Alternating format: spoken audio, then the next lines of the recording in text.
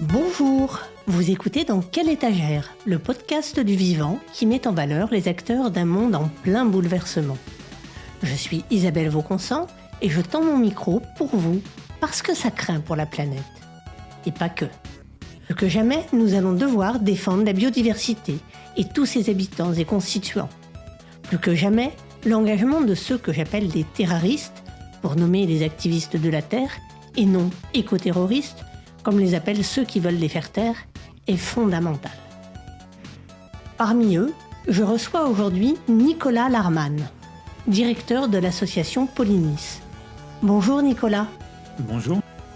Nicolas, qui êtes-vous ? Nicolas Larman, j'ai cofondé l'association Polynis en 2012.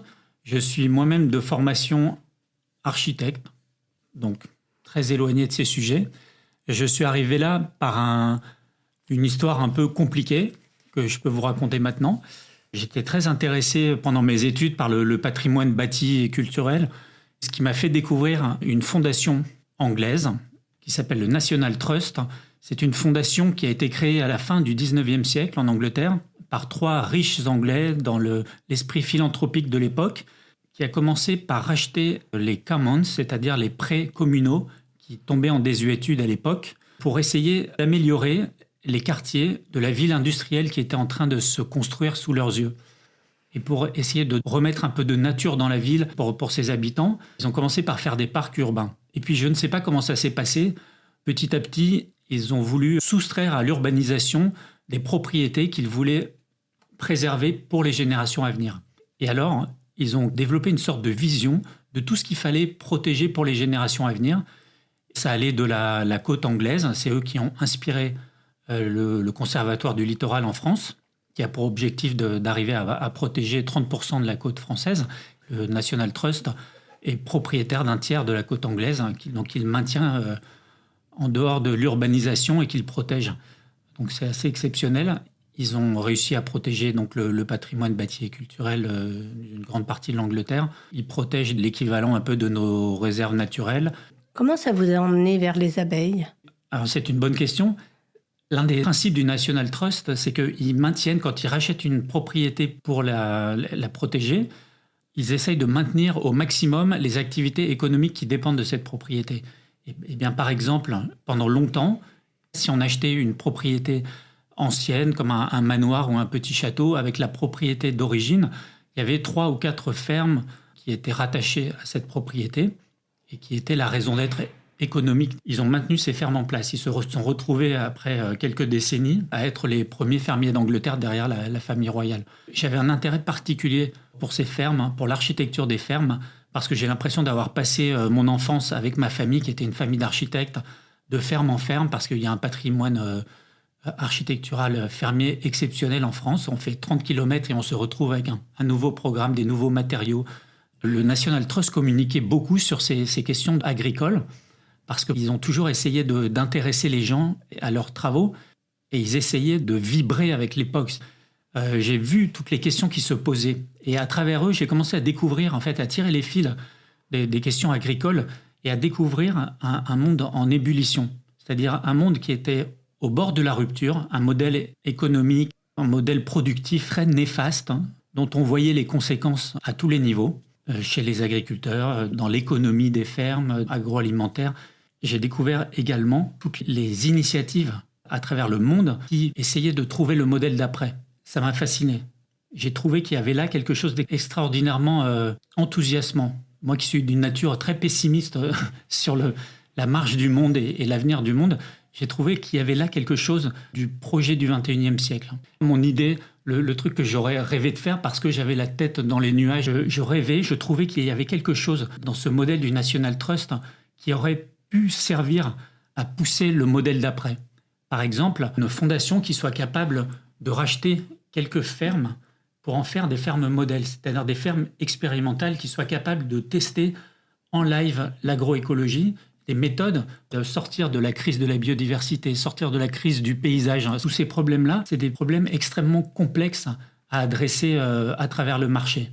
Dans l'ensemble, Les fermes sont hors marché. Il y a une économie de l'agriculture extrêmement compliquée à appréhender. Il y a toute une chaîne agro-industrielle qui s'est formée en quelques décennies, dont les producteurs eux-mêmes sont les maillons faibles. La plupart d'entre eux ne vivent que parce qu'ils sont 100% subventionnés par la collectivité. On entend par exemple le président de la FNSEA, syndicat majoritaire des agriculteurs conventionnels, qui vient parler de marché. Dès qu'il y a une mesure pour sauver la biodiversité, une mesure écologique, juste pour répondre aux limites du modèle qui a été mis en place, il faut sauver la ferme France, il faut préserver la concurrence, des tas de notions économiques qui ne sont absolument pas applicables aux fermes.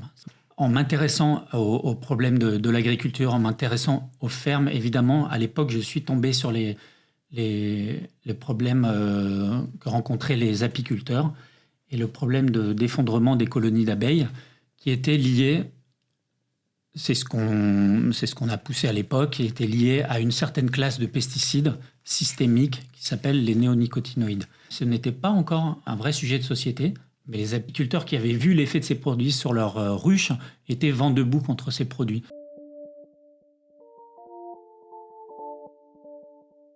L'effondrement des colonies d'abeilles à miel était une sorte de petite révolution menée par les syndicats d'apiculteurs, ou les apiculteurs en général, qui avaient le nez sur leurs colonies d'abeilles au moment où sont arrivés sur le marché les premiers néonicotinoïdes hyper solubles, qui permettaient par exemple de prendre une semence et de l'enrober de néonicotinoïdes, et au fur et à mesure de sa croissance, donc déjà la graine était protégée dans le sol, mais au fur et à mesure de sa croissance, toutes les cellules de la plante étaient protégées. Donc une nouvelle manière de traiter les plantes contre les insectes ravageurs. Officiellement, ces pesticides n'étaient pas dangereux. D'ailleurs, comme tous les pesticides, c'est toujours, ils ont l'autorisation de mise sur le marché, et on disait beaucoup à cette époque, et la science a parlé, il n'y aura pas d'effet indésirable de ces pesticides. Ce qui était non seulement une erreur, mais un mensonge à l'époque. Et en tout cas, les apiculteurs ne se sont pas laissés faire. Ils ont mené une fronde contre les néonicotinoïdes. Et moi, à chaque fois, j'avais ce modèle du National Trust en tête. Il n'y avait pas de solution proposée aux apiculteurs contre cette classe de pesticides. C'était toujours une dénonciation, mais ça s'arrêtait là. Et moi, au bout d'un moment, ça m'étouffait littéralement. C'est-à-dire que je trouvais que si, bien sûr, il y a à réformer le système d'évaluation des pesticides, bien sûr, il faut créer les conditions pour que les abeilles, pas seulement les abeilles à miel, les effets de ces pesticides sont visibles sur les abeilles à miel grâce aux apiculteurs. Mais à côté, il y a toutes les autres sortes d'abeilles. Et les abeilles en France, c'est 1000 espèces. En Europe, 2300 à peu près espèces d'abeilles, qui ne sont pas des abeilles à miel. Elles produisent du miel pour leurs larves uniquement. Et en général, ce sont des abeilles solitaires ou des abeilles qui vivent en communauté aussi, comme les bourdons. Mais ça, c'est extrêmement rare. En général, ce sont des abeilles sauvages et solitaires dont on ne peut pas prendre le miel. Donc elles n'ont jamais été élevées avec cet objectif-là. Et personne ne s'intéresse à elles. Et ça, la pollinisation se fait par les abeilles à miel, certes, mais essentiellement par les pollinisateurs sauvages qui sont beaucoup, beaucoup plus nombreux et variés. Et plus on a une variété, une biodiversité de pollinisateurs dans la nature, et mieux la pollinisation se fait. Donc moi, avec ma petite idée en tête, ma petite idée irréalisable j'adorerais qu'il y ait des fermes qui étudient ce que c'est, qui expérimentent dans chaque région l'agroécologie et qui travaillent en synergie ensemble pour définir des solutions à proposer aux agriculteurs pour surmonter la crise écologique. Pourquoi on ne fait pas ça? Pourquoi on ne fait pas de conservatoire d'abeilles? C'est-à-dire, d'un côté, on lutte contre les pesticides et les systèmes d'évaluation pour forcer le passage à une agriculture qui peut s'en passer.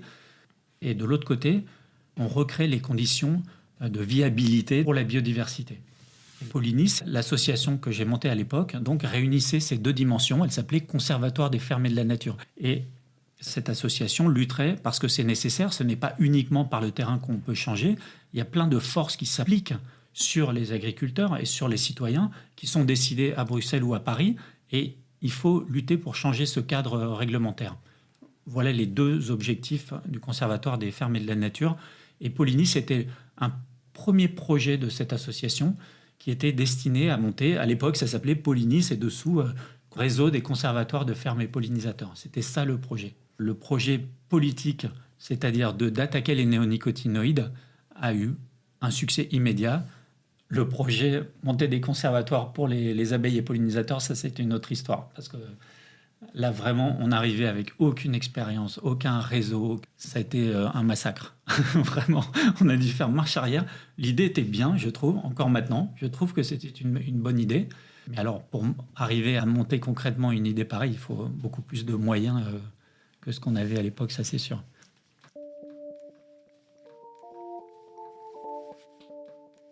Monter des opérations écologiques en ce moment, c'est compliqué. Il y a beaucoup de contraintes, beaucoup d'ennemis, de criminalisation, on va dire, de toutes les actions écologiques et un certain nombre de menaces. Est-ce que vous avez eu affaire à des problèmes de cet ordre, des gens qui se sont opposés à vous de façon brutale, voire violente?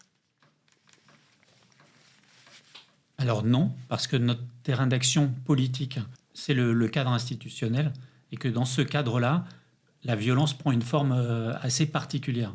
C'est-à-dire qu'on s'oppose au système et on subit le système, mais c'est pas, il n'y a pas de violence physique possible. Moi, personnellement, je ne l'ai pas expérimenté comme ça. D'une manière générale, il y a une criminalisation, c'est sûr, des militants écologistes. Et je pense que ça a toujours été difficile de monter des projets écologiques. Et l'écologie politique s'est toujours confrontée en fait, au système majoritaire, dominant et qui occupe le terrain. Ça, je pense que ça existait bien avant Polynice et que pour répondre à cette violence sur le terrain, là, il faut être autrement plus costaud que Polynice. Il faut des réseaux constitués, des syndicats, des réseaux d'associations. Mais il y a une chose qui a évolué, que j'ai vu évoluer depuis 2012, depuis la création de Polynice. C'est une sorte c'est assez récent. Je dirais que ça date essentiellement du deuxième septennat d'Emmanuel Macron. C'est une sorte de décomplexion. On n'est pas le seul à avoir emmené la politique dans ce sens-là. On l'observe dans la plupart des pays européens. Au niveau européen, à Bruxelles, ça c'est sûr. C'est un peu comme si on avait sifflé la fin du bal. C'est-à-dire, vous nous avez bien amusés là, pendant des années. Vous vous êtes battus, maintenant que vous approchez un peu trop du cadre réglementaire. Alors maintenant, on va vous dire qui est le vrai patron. Ça me fait plutôt cet effet-là. Et ça, c'est quelque chose de nouveau, d'extrêmement désagréable. Au niveau institutionnel, ça prend des tas de formes. Il y a un exemple particulier qu'on a combattu, les associations L214 et Génération Future, c'est attaquer la cellule de gendarmerie d'Émetteur, par exemple. C'est un truc qui était vraiment particulièrement choquant, parce que ça se fait dans un cadre totalement légal. Ça contredit beaucoup des principes de la République ou démocratiques. C'est précisément une cellule de gendarmerie qui est censée lutter, donc appelée Déméter, donc déjà un détournement insupportable du label Déméter, l'agriculture biologique. C'est une cellule qui entend protéger les agriculteurs contre tous les vols qui se sont multipliés ces dernières années, le vol de bétail, le vol de machines.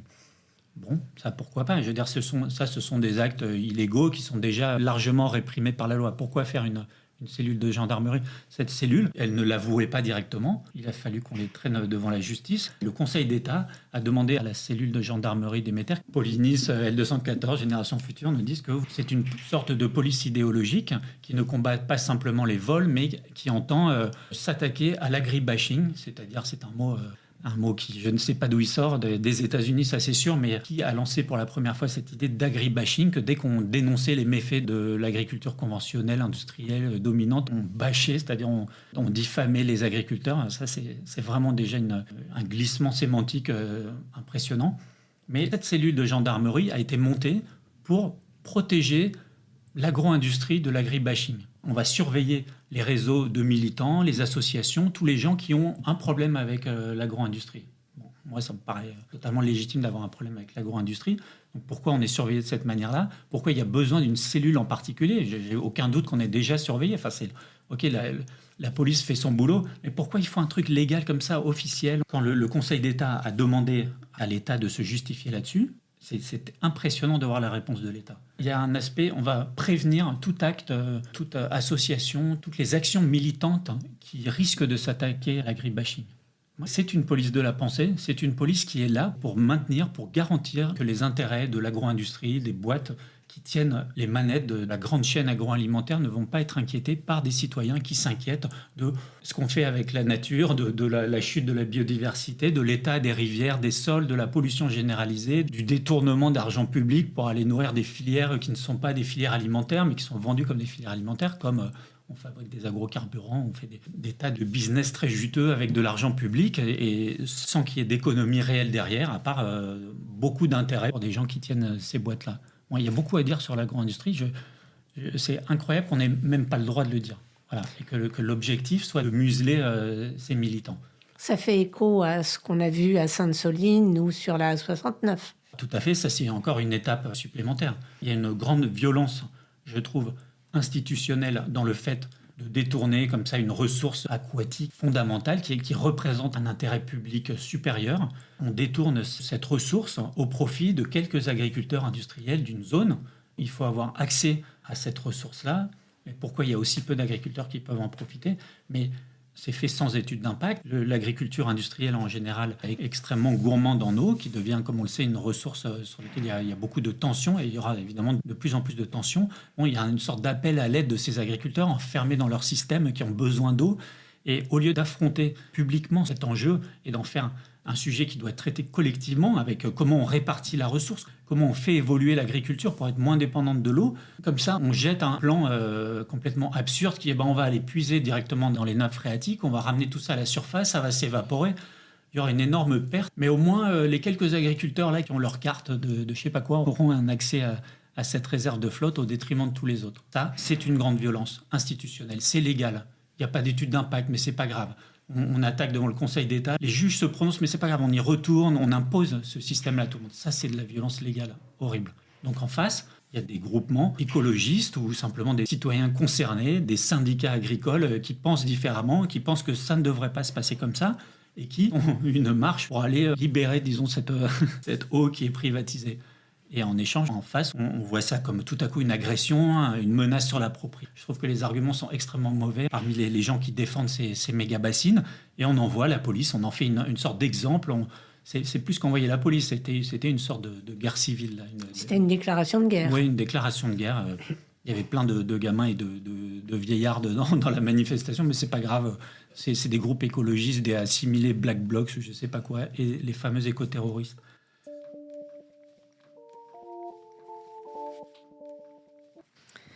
Vous avez des soutiens, des engagements, donc des financements. Est-ce que vous pouvez un petit peu me faire un panorama général ? Oui, alors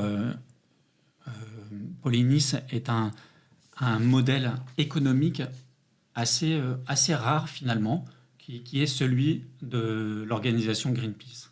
C'est-à-dire qu'elle dépend, Polynis comme Greenpeace, dépend à 100% du financement que les citoyens vont lui accorder.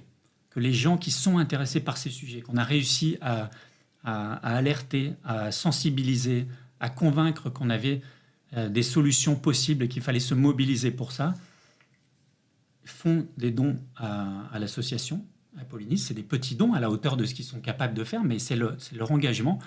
Et il n'y a pas d'autre source de financement que ça. Et donc, évidemment, c'est extrêmement contraignant de démarrer une organisation comme ça, parce qu'il faut être... On n'a pas au début de crédibilité. Il faut convaincre les gens que non seulement c'est un problème et qu'ils ont besoin de nous aider financièrement, qu'il faut qu'ils accordent une partie de ce qu'ils ont gagné pour financer ces projets-là. C'est extrêmement compliqué à mettre en place, mais on a tenu, les fondateurs de Polynis ont tenu à l'inscrire dans l'ADN de Polynis, dans les statuts de Polynis. On n'a pas le droit de toucher d'argent public, par exemple, ou de toucher d'argent de sociétés qui pourraient avoir une influence, qui pourraient, à un moment ou à un autre, influencer les décisions de l'association. Et donc, en faisant ça, il y a quelque chose de très vertueux, c'est qu'on doit en permanence convaincre que les enjeux valent le coup d'être défendus. C'est-à-dire que non seulement ce sont des enjeux majeurs pour la société et pour notre avenir à tous, mais qu'en plus, ce sont des enjeux qui doivent être adressés directement par les citoyens. Et on doit les convaincre suffisamment que c'est suffisamment important et qu'on a une réponse à apporter pour qu'ils nous aident, pour qu'ils nous envoient leurs petits chèques régulièrement et qu'ils nous disent « Ok, je suis d'accord avec ces principes et je suis d'accord avec ce que vous faites, je pense que c'est important et voilà ce que j'ai à vous donner ». C'est extrêmement émouvant de voir, on a plein de messages tout le temps de gens qui écrivent d'une écriture tremblée je ne gagne que 500 € par mois, mais je ne peux pas vous donner plus que 5 €, 10 €, mais voilà ce que, en fait, faites-le pour moi. Et ça, je trouve que c'est un principe extrêmement vertueux. Il y a quelque chose là qui répond à un principe qu'on peut observer partout, qui s'appelle le biais du financeur. la personne qui va financer une organisation, une action, d'une manière ou d'une autre, c'est elle qui va décider. C'est elle qui va influencer le projet. Et c'est exactement ce qu'on recherche là. On ne veut pas, par exemple, de financement public. Pourquoi ? Parce qu'on ne veut pas que la Commission européenne, par exemple, ou l'État français nous donne de l'argent pour un projet, même vertueux, parce que on va lancer un projet complexe sur plusieurs années. On a besoin de réunir une équipe de gens de valeur qui sont enthousiastes, qui vont travailler sur ce truc-là. Et tout à coup, pour une raison ou une autre, pour un changement de gouvernement ou pour un changement d'idée, ou parce que ça contredit des intérêts, on va nous laisser faire pendant 2-3 ans. Et puis, d'un moment, quand tout est en place, on va dire « Bon, désolé, on n'a plus d'argent pour vous. L'an prochain, débrouillez-vous. » Et tout ce qui a été investi, tout ce qui a été fait, on l'a déjà expérimenté. On a déjà sauvé un projet, par exemple, qui avait été mené par l'INRAE, qui s'appelait Apiform, un magnifique projet sur le recensement des insectes pollinisateurs sur les fermes des lycées agricoles. Ils avaient déjà bossé, dans mon souvenir, au moins 3 ans. Et l'État avait dit « Oh, c'est pas important, il n'y aura pas de financement pour la suite. » Ça m'avait rendu dingue à l'époque. Donc on a pris sur nous, sans essayer de convaincre les citoyens qui financent les projets, que si on va mettre l'argent qui est nécessaire pour aller au bout de ce projet. C'est du gâchis, là c'est de l'argent public et un intérêt public que je trouvais majeur. C'est pour éviter ce genre d'écueil que Polynis est 100% financé par les citoyens. Et en faisant ça, on les représente. Parce qu'en fait, on doit les convaincre tout le temps. On dit, voilà ce qu'on fait, voilà les enjeux. On communique extrêmement régulièrement avec tous ceux qui nous soutiennent ou qui participent à nos actions sur Internet. Et non seulement c'est bon parce que ça fait passer les messages, ça sensibilise les gens, ça les emmène avec nous dans ces combats, soit politiques, soit ces actions de terrain, et on leur rend des comptes de cette manière-là. Et c'est extrêmement fragile. Si on fait une erreur, si on s'est trompé, si on a mal expliqué, on voit instantanément. Personne ne répond, ne réagit. Et c'est ultra utile, cette espèce d'aiguillon permanent de faites les choses bien pour nous, ou en tout cas, sinon ça s'arrête du jour au lendemain. Combien sont-ils ? De donateurs, entre 23 et 25 000. C'est qu'une toute petite partie des gens qu'on arrive à convaincre de se mobiliser. Je trouve ça normal. Ce n'est pas du tout le même engagement de répondre à des pétitions dont on a besoin pour aller solliciter les responsables politiques, pour représenter ces citoyens auprès des responsables politiques. Il y a 1,2 million de personnes qui soutiennent les actions numériques, disons, de Polynis, qui nous permettent d'aller faire le travail de plaidoyer profond et de mener les projets complexes sur la durée. C'est énorme. Donc, c'est une toute petite partie de ces gens qui sont capables de financer les projets et le travail. Mais ça permet déjà de financer énormément de choses. Est-ce qu'il y a une action phare dont vous aimeriez me parler ? Ça, c'est une vraie difficulté parce qu'il y a énormément de choses qu'on fait. Dans le monde entier, en ce moment, on assiste à une évolution, la révolution biotechnologique. Elle va toucher beaucoup de domaines dans le monde. C'est pas que l'agriculture, la santé. C'est une vraie révolution technologique, mais il n'y en a pas si souvent. Et ça va avoir beaucoup de conséquences pour le meilleur et pour le pire. On peut espérer beaucoup de choses sur la santé, par exemple. On nous fait croire là, depuis quelques années, que ça va être une révolution pour le meilleur pour l'agriculture. Ces produits, ça va des nouveaux OGM, plantes, aux organismes modifiés, que ce soit des micro-organismes ou des grands organismes comme des vaches, comme n'importe quoi, du bétail qu'on va élever. Toutes sortes de plantes, ça va toucher jusqu'aux mammouths. C'est un de leurs grands trucs, c'est mais on va pouvoir ressusciter des mammouths. Le monde entier joue à ce jeu dangereux d'apprenti sorcier qu'on connaît bien, avec plein de problèmes potentiels. Ce travail sur le génome, par exemple, des micro-organismes qui composent n'importe quel individu, des abeilles, par exemple. Tous ces micro-organismes sont en interaction constante. Les scientifiques appellent ça l'holobiome, c'est-à-dire le mélange de tous les micro-organismes qui passent des plantes aux insectes, des insectes à l'homme. Enfin, c'est vraiment très curieux et fascinant et génial. J'avoue qu'il y a quelque chose de presque mystique dans cette découverte d'une complexité infinie du vivant, des mécanismes qui permettent aux organismes de vivre ensemble. C'est quelque chose de fabuleux. On doit en être à une connaissance de 0,02% des micro-organismes qui existent. On arrive à intervenir sur le génome de micro-organismes que l'on trouve à l'intérieur du ventre des abeilles et on va modifier ces organismes pour supporter un insecticide ou pour être résistant à tel parasite. Ça, c'est ce qu'on vend de mieux. Ou pour la faire travailler plus, pour qu'elle produise plus de miel. C'est une dérive insupportable. Tout ça pour ne pas s'attaquer aux vraies causes de la disparition des abeilles. Ça fait que On va proposer une solution contre le varroa, parasite très, très nocif pour les colonies d'abeilles à miel, ou pour la noséma, ou je ne sais pas quelle maladie qui touche les abeilles. Vous inquiétez pas, on sait faire. Et on va vous proposer de modifier ce microbiote.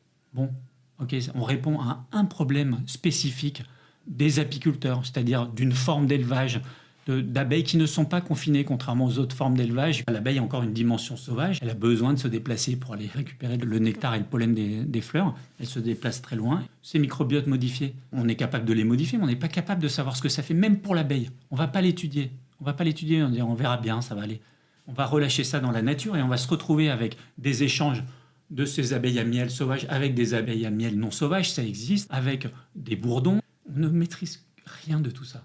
On nous dit qu'il n'y a pas de problème. Bon, moi, on nous avait dit qu'il n'y avait pas de problème avec les pesticides chimiques dans les années 50. On voit maintenant que non seulement il y a des problèmes majeurs pour la biodiversité et l'avenir de tous, mais qu'en plus ça nous coûte une fortune. Ça se fait contre les gens. C'est pas possible. C'est pas possible de laisser cette dette derrière soi, une dette morale et financière de cette importance derrière soi.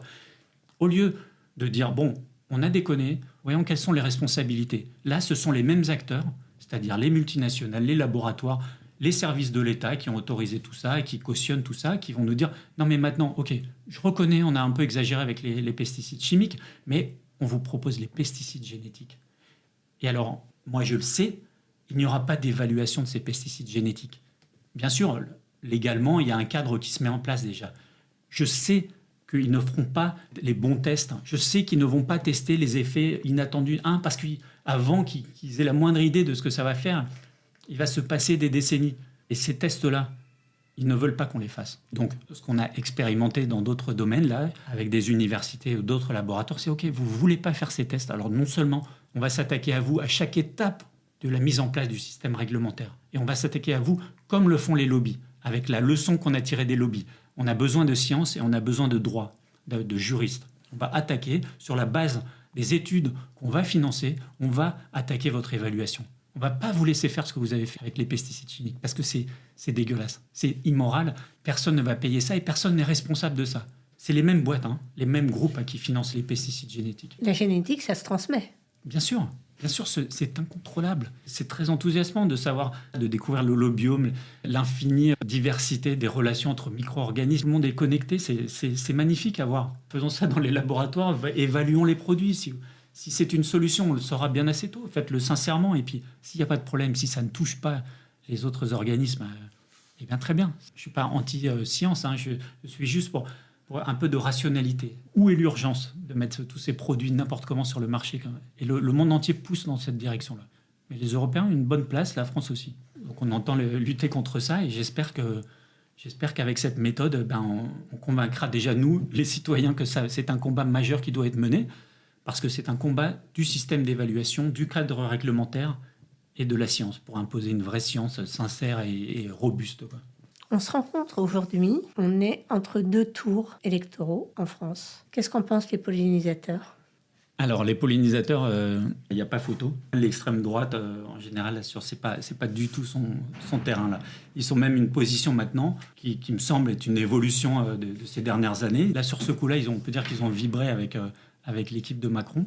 Ils sont d'accord, visiblement, pour cette évolution de pointer les écologistes, les quelques avancées qui étaient possibles au niveau européen. Ce sont elles et les écolos qui sont responsables des problèmes de l'agriculture, ou qui sont responsables même de la chute de la biodiversité. J'ai entendu des trucs, c'est incroyable comme évolution. Vraiment, c'est décomplexé. Voilà, dire autant de conneries, autant de mensonges et l'assumer comme ça, c'est impressionnant. Là, je crois sincèrement que c'est une dérive grave. Pour les pollinisateurs, c'est foutu. Ils parlent tout le temps de souveraineté, d'être du côté des agriculteurs. C'est un mensonge. C'est un mensonge dans le sens où on n'adresse pas les problèmes de l'agriculture.